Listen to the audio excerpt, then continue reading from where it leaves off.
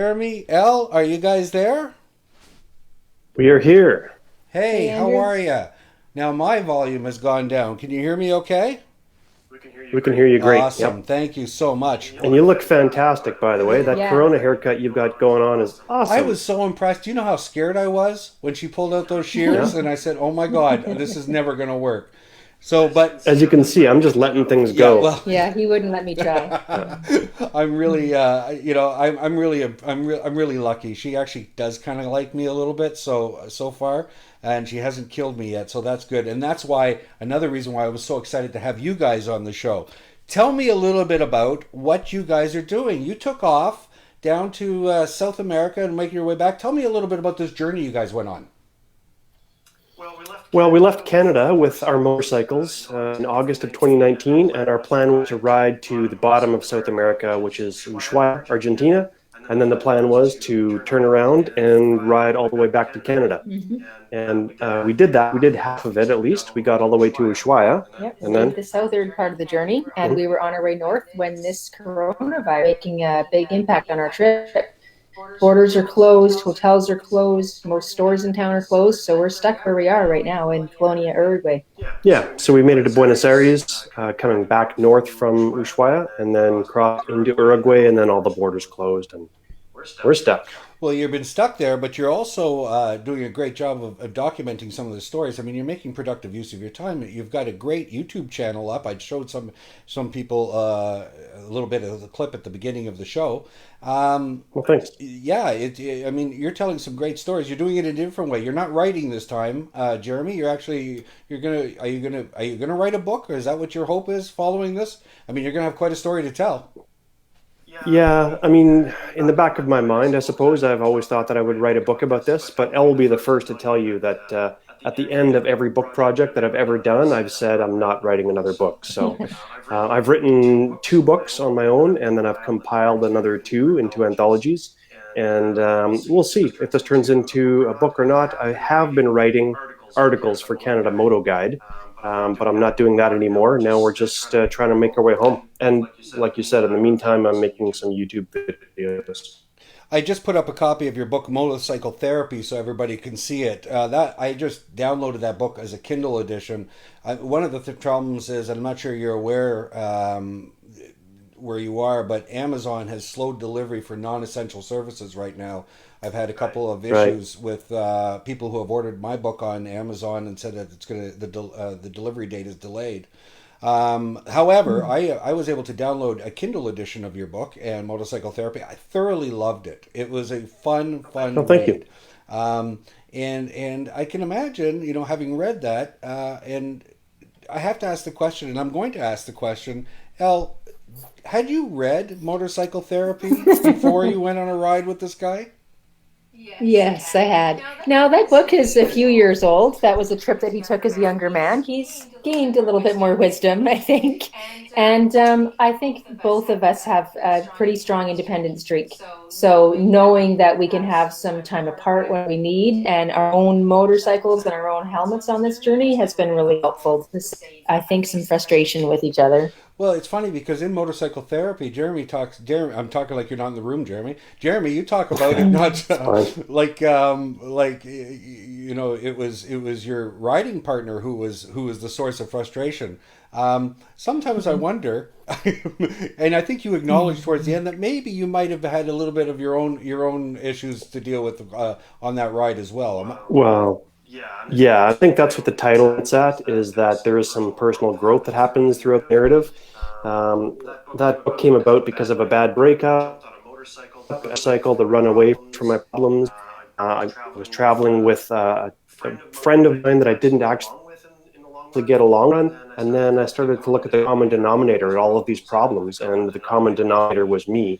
So I hope readers will get a few laughs from motorcycle therapy, but I hope they'll also not pointing, my finger all of the time at my travel partner. In the end, I think it came down to a few personal lessons that I needed to learn, and hopefully I'm still actually still 20 years later, I'm still learning the same lessons. I can't lie. Jeremy, you also talk about your latest book. It's an anthology that you've created. Mhm. Can you tell us a little bit more about that? Yeah, so Motorcycle Messengers, Volume 1 and Volume 2 are collections of stories that I've compiled from writers throughout the motorcycle travel genre. So there's some pretty big names in there, like Lois Price and Ted Simon. Charlie Boorman wrote the foreword to my newest book, and Sam Manicom. The list goes on and on.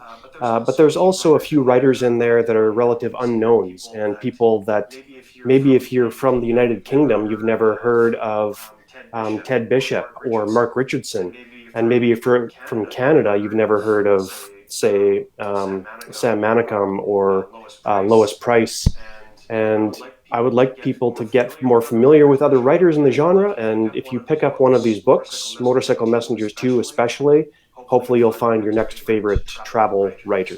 Well, I'm excited. I haven't downloaded it yet. I will get a copy of it right after this session tonight. And there are Carla King's in there. Alan Carl is That's in right. there. We've had these people featured on as guests, and I hope to have many more of them on as guests in future shows.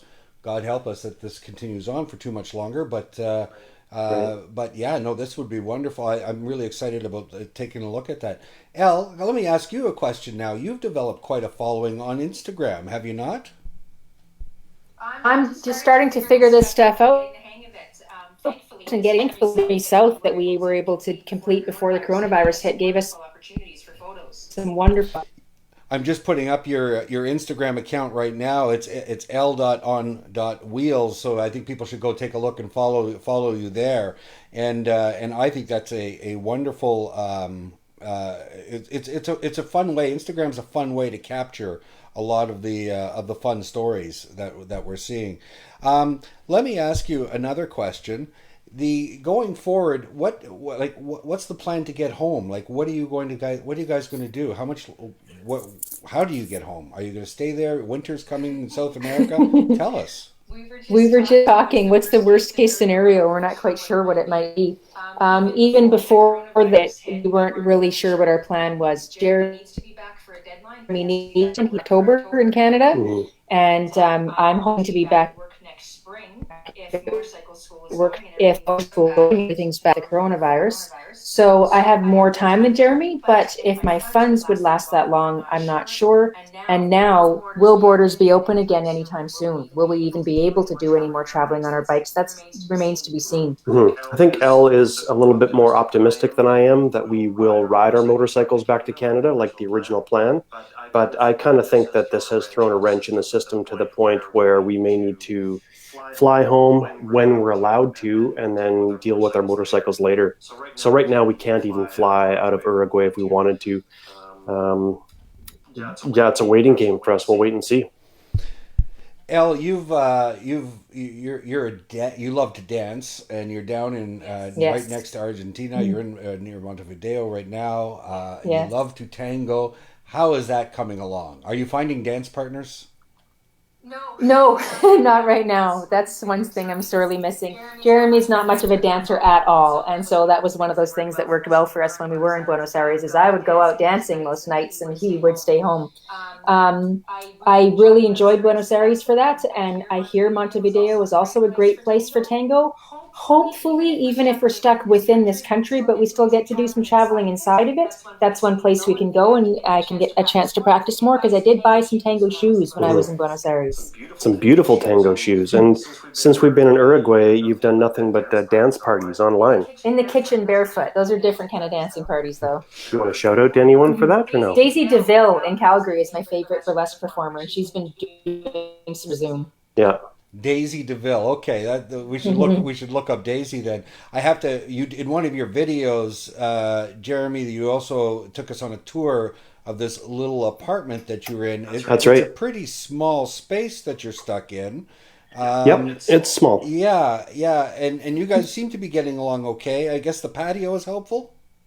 The patio is super helpful. I've got a hammock that I stretch out in, and I Mm-hmm. can go out there when Ella's doing her dance parties in here. Mm-hmm. And we have some sun. We've got a lot of access to sun, actually, even if we don't leave the property. And And in Uruguay, as countries do, we can stretch our legs and walk to the grocery store and get down to the water sometimes for the sunset. But yeah, it's a small space, and Elle and I have transitioned from a long distance relationship back in Canada to riding together for a year with motorcycles to being stuck in quarantine together. And In a one-bedroom apartment. yeah, and I couldn't ask for a better quarantine partner. That said, we have had a little squabble here and there. Mostly my fault, I will admit that. But See, I told you he'd get smart. yeah. But yeah, it's time. But I think we're making the best of it. Well, it sounds like you guys are. Now, everybody wants to know, Jeremy, did you get the guitar? Tell us, did you get the guitar? Yes, I did. So after being cooped up here for so long and then looking like we were going to be cooped out for a lot longer, I decided to order a guitar online, and it didn't look like it went through, to be honest. My credit card was charged, but on the last step of the ordering process, I needed a Uruguayan identification number, which I didn't have, and it gave me all kinds of error messages. And then days afterwards, it still hadn't looked like it had shipped. And so I was beginning to get a little bit cranky and grumpy and stomping my feet a little bit. And Elle kept saying, well, maybe it'll come. And I was like, no, it's not coming. Maybe it'll come. And then one day she met me outside. She's like, look, just go out to the driveway and look for your precious guitar. It's supposed to be arriving. She was joking, and I was kind of jokingly... But he did keep looking out the window every time a vehicle went by. Maybe that's it. Maybe that's it. So I walked outside, I walked down the steps, walked to the end of the driveway, and just as I got to the end of the driveway, the motorcycle courier with my guitar on the back rolled up, and my guitar came. I bought a cheap little nylon string guitar.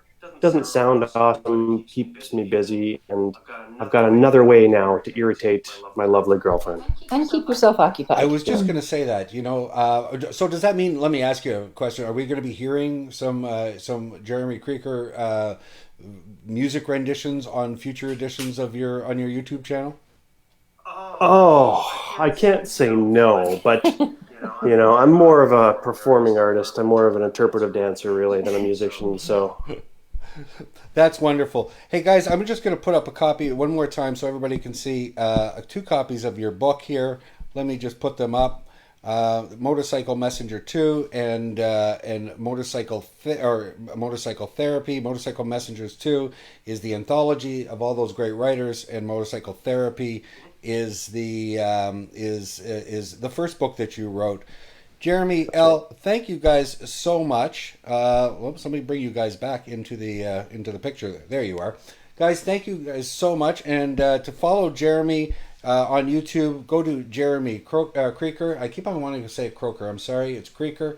Well, it's spelled Kroeker, so that confuses people. Just it rhymes with breaker, but it's spelled with an O. It doesn't make any sense.